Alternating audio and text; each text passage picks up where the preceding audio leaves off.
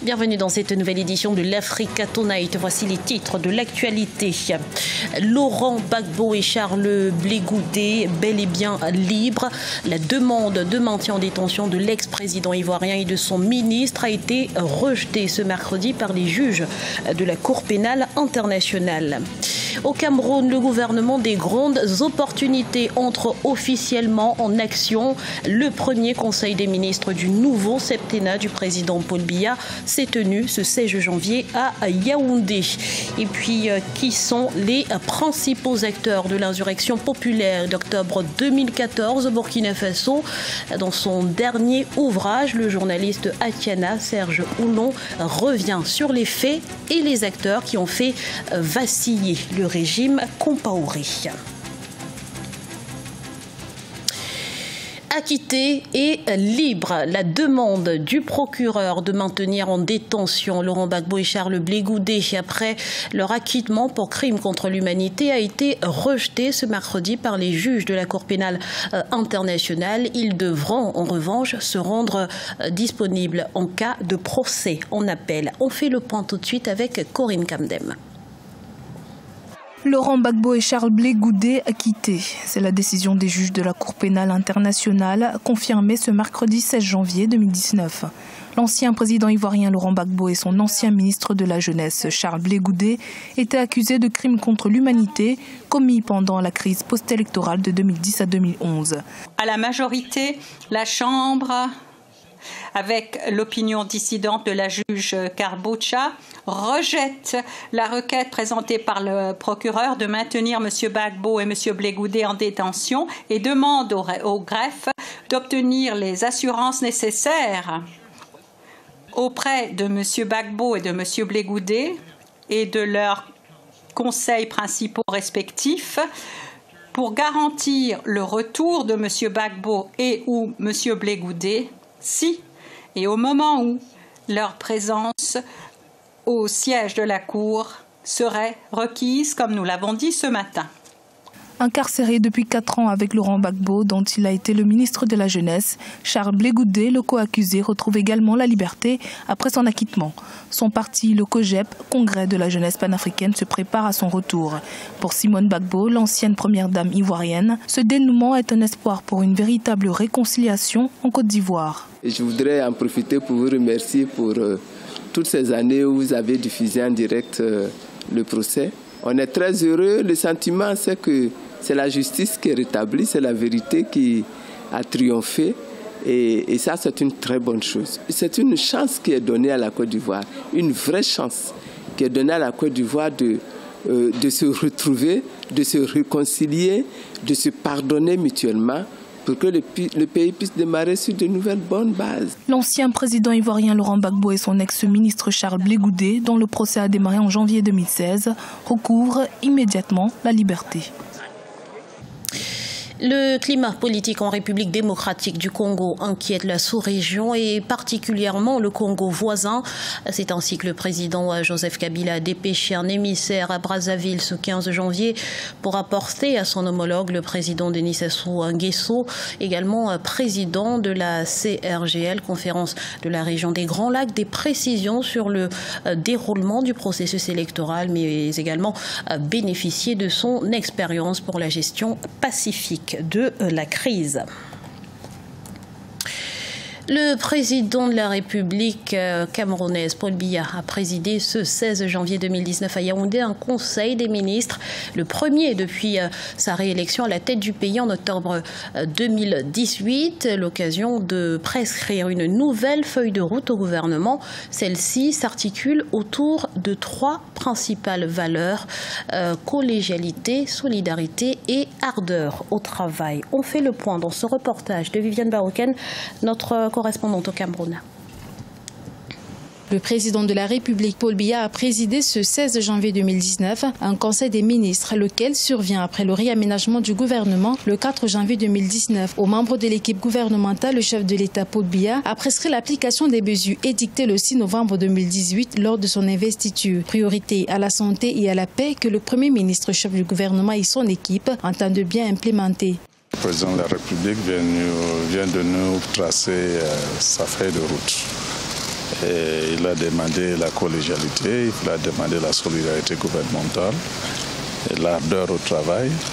Il nous a dit qu'il nous fait confiance pour exécuter cette feuille de route. Et c'est ça que je retiens et c'est ça que je vais appliquer. Autre enjeu, autre préoccupation, des questions d'ordre économique. Tout en poursuivant les actions engagées, le chef de l'État a rappelé aux membres du gouvernement d'avoir à cœur des réponses appropriées aux besoins des populations. Vous savez, le peuple camerounais vient de renouveler sa confiance au chef de l'État. Et ceci nous interpelle. Et nous sommes donc très conscients de cela et nous allons tout faire pour donner satisfaction non seulement au chef de l'État, mais au peuple camerounais. Et il y a des priorités sur le plan économique, mais d'abord il y a des priorités sur le plan sécuritaire, sur le plan de la paix, évidemment sur le plan des jeunes. Donc voilà les priorités qu'il y a. Autre centre des préoccupations de ce Conseil des ministres, la jeunesse. Le chef de l'État a rappelé à ses collaborateurs du gouvernement d'impliquer la jeunesse dans la prise des décisions. Ces jeunes que le chef de l'État considère comme le fer de lance de la nation.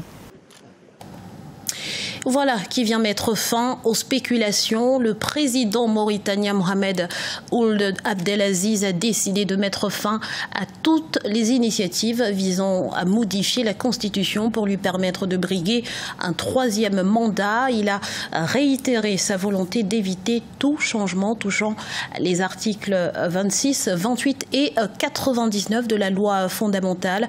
Se pose donc désormais la question de son successeur. À ce propos, le voile devrait être levé le 5 mars prochain à l'occasion du congrès de l'UPR visant à désigner le candidat de la formation à la présidentielle qui, nous vous le rappelons, est prévue entre avril et juin 2019. La Méditerranée orientale est le nouvel Eldorado gazier. Cette zone, appelée bassin du Levant, recèlerait à elle seule 3400 milliards de mètres cubes de gaz naturel en place. Un potentiel immense qui attise les convoitises. Pour le gérer au mieux, les pays de la région prévoient de lancer un forum régional avec le Caire comme siège. Plus de précisions avec Corinne Kamdem. Les ministres de l'énergie de 7 pays ont décidé ce lundi 13 janvier 2019 au Caire de mettre en place un forum du gaz pour la Méditerranée orientale. Objectif, tirer parti de la région riche en énergie, en particulier de ses ressources en gaz naturel. Les membres du forum sont l'Égypte, Israël, Chypre, la Grèce, l'Italie, la Jordanie et l'autorité palestinienne. L'organisation aura son siège dans la capitale égyptienne. Nous sommes témoins de nombreuses activités à Chypre, en Égypte et en Israël. C'est très positif. Plus de production de gaz signifie une amélioration des conditions de vie des habitants des pays de cette région. Et ce que je souhaite par-dessus tout, la paix pour eux. Parce que tous les pays membres du Forum profiteront des avantages économiques de ce gaz. Les récentes découvertes de gaz naturel en Méditerranée orientale ont conduit plusieurs pays à multiplier les partenariats stratégiques, comme l'Égypte et Israël. Cependant, ces découvertes ont parfois donné lieu à des tensions sur les droits et les frontières maritimes. Les 7 ministres se sont engagés à préparer le terrain pour une coopération technique et économique fructueuse en vue d'exploiter efficacement le potentiel gazier de la région. Les pays de la région de la Méditerranée orientale produiront bientôt beaucoup de gaz. Et nous prévoyons de jouer un rôle important dans sa monétisation. Parce que si ce gaz n'est pas en Égypte, il pourrait provenir de l'un des pays voisins. Nous pouvons par exemple les aider à monétiser ce gaz en l'exportant via nos installations énergétiques vers l'Europe. L'Égypte espère que son emplacement stratégique des 2 côtés du canal de Suez, son pont terrestre entre l'Asie et l'Afrique et ses infrastructures bien développées contribueront à en faire un centre de commerce et de distribution pour les pays de la région et au-delà. Une prochaine réunion prévue en avril devrait permettre de préciser les contours de l'organisation de ce forum. Insurrection populaire d'octobre 2014 au Burkina Faso, les trahisons. Tel est le titre du dernier ouvrage d'Atiana Serge Oulon, journaliste d'investigation au Burkina Faso. Un ouvrage en 9 chapitres qui met à nu les faits et les acteurs qui ont fait vaciller l'ancien régime au pouvoir. Reportage de notre correspondant Jean-Paul Ouedraogo. Et de 2 pour Atiana Serge Oulon. Après le général Gilbert Diendéré parle, paru en 2018 aux éditions Presse Universitaire, le journaliste écrivain sort son second ouvrage baptisé Insurrection populaire d'octobre 2014 au Burkina Faso, les trahisons, À l'occasion de sa présentation, l'auteur a estimé vouloir attirer l'attention des Burkinabés sur les mouvements qui ont fait vaciller l'ancien régime au pouvoir. La plus grosse trahison, moi je dirais tout simplement, et je pense que Dr Nebié l'a dit, c'est le peuple qui a été trahi, c'est l'intérêt supérieur des Burkinabés qui a été trahi, au détriment d'intérêts claniques, d'intérêts individualistes. Une autopsie 4 ans plus tard des péripéties de l'insurrection des 30 et 31 octobre 2014, 55 pages disséquées en 9 chapitres, y compris la présentation, décrivent, selon l'homme de lettres, le docteur Nebié, comment la ruse tient lieu de culture politique au Burkina Faso. L'essai va chercher les faits, les interroger pour comprendre le puzzle qui s'est mis en place dès l'annonce de la démission de l'ancien président. L'ouvrage qui invite les Burkinabés à un devoir de mémoire s'inscrit dans une logique d'enquête et de décryptage aux lecteurs d'asseoir leurs propres réflexions. Ce journal a été réalisé par l'ensemble de la rédaction. Merci pour votre fidélité. Dans un instant, une nouvelle édition de l'information sur Africa 24.